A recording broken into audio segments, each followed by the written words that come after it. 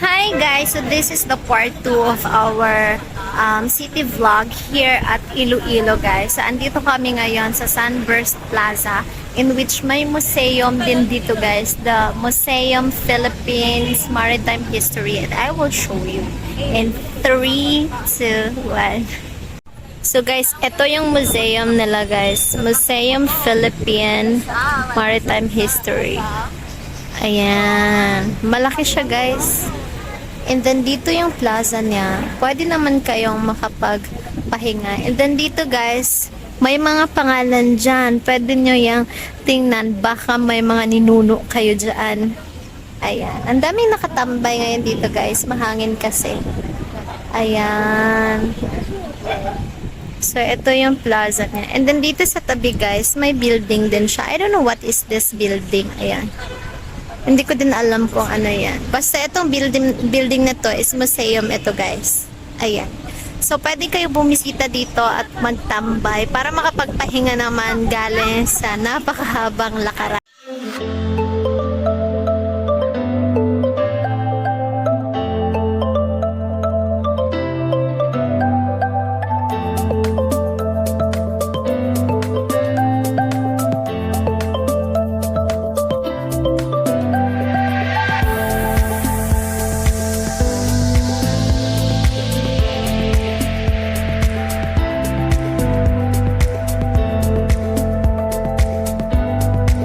So, ayun na nga guys, nakapagtambay muna kami dito.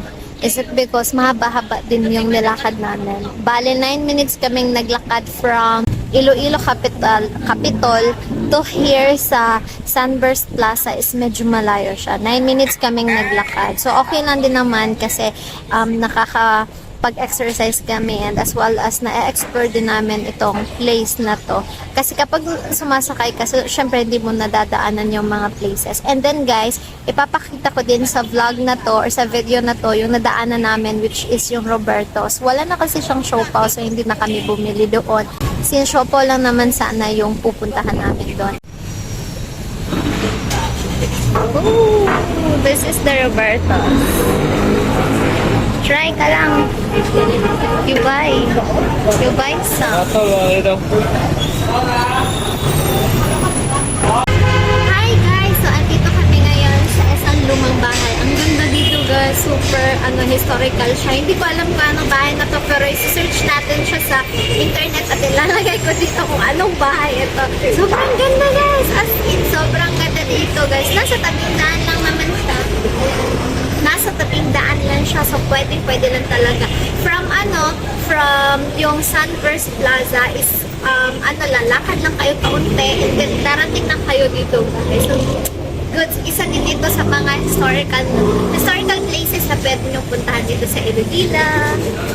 So, guys, andito tayo ngayon sa Bizcocho House Original. Pasalubong center ito guys, which is matagal na din daw ito sa Iloilo, and then malapit lang siya doon sa bahay na luma na vinlog ko kanina. So malapit lang siya dito, pero sad to say is close siya ngayon guys kasi mag-aalas 6 na ba or 5:30 na kasi. I don't know if anong oras sila close, pero close siya dito guys.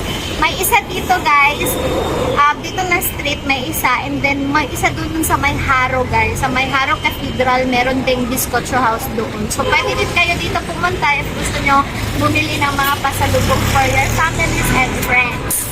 Hi guys! So andito tayo ngayon sa Esplanade guys. Kanina doon kami dumaan guys sa Esplanade, and then ngayon is kadugtong ito siya. By the way, nasa harap kami ng Bureau of Customs, and I will show you. Ayan, ito yung Bureau of Customs guys. And dito guys is may din siya. I don't know what's that, gym or whatever. Basta ito guys is nasa tabing dagat. Nasa gitna ng dagat or ano ba, kasi nasa gitna kasi ang dagat. So hindi ko masyadong ma-explain. Basta nasa gitna ang dagat dito, tapos nakapalibutan siya ng mga establishment. So I will show you. Ayan, 'di ba? Look at that guys. Tapos ito yung dagat niya. And then, nalibutan siya ng mga establishments. I don't know saan dumadaan itong dagat dito eh. So, ayan guys. Dito kami nakatambay kasi hapon na. Maganda ang view dito guys. Ayan yung husband ko. And then, yun ang sinasabi ko sa inyo, gym. I don't know what's that called. Pero pwede sigurong magtambay dyan. And then, dito ang Bureau of Customs guys. As you can see, ganda no.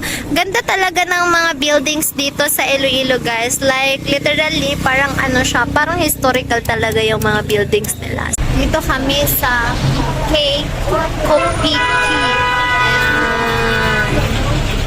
Mura lang dito guys. Dito lang siya oh. Sa may harap. Ayan, harapan dito. Okay, isa lang ako lang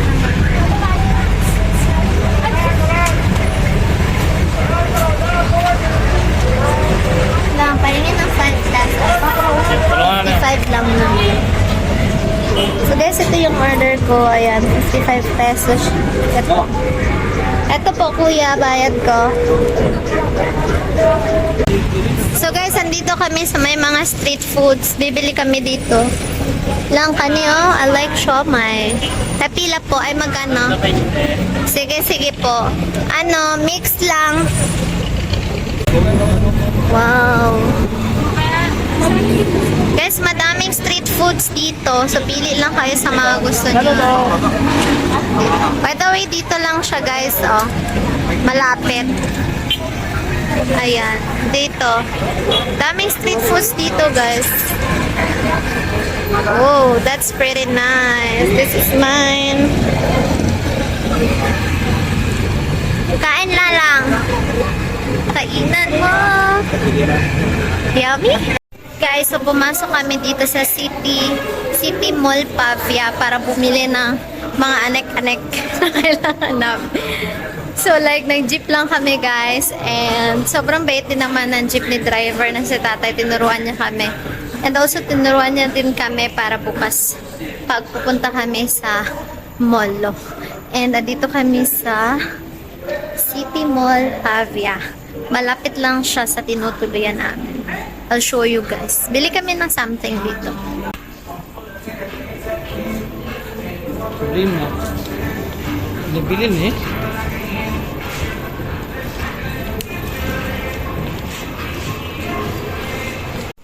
Dingdong. So guys, ito yung mga binili namin dito. Para may stock kami doon sa apartment or sa pinagstayhan namin. So, ayun. We're going to pay this and we're going home na. Bakit tanggapin?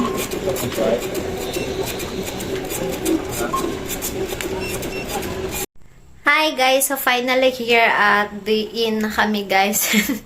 Tingnan nyo naman. Tingnan nyo naman yung itsura ko, guys. So, ayun, sobrang haba ng mga nilakad namin ngayon. But, nag-enjoy naman kami as well as nakakairita. Pero, kayang-kaya naman. Ganyan talaga kapag nagka-travel. So, guys, ilalagay ko na lang sa description box below lahat ng pinuntahan namin ngayon. And, yeah, ganon. So, thank you guys. So, nagpapahinga muna kami dito sa inn namin. Is it because magwawash pa kami and may lakad pa kami tomorrow. So, this is the part of our video sa city tour dito sa Iloilo, guys. So, thank you so much for watching this vlog. Don't forget to watch my Gigantes Island vlog na ilalagay ko na lang din ang description. Ang link sa description box below. Bye-bye. Pahinga muna kami. See you tomorrow. Love, love.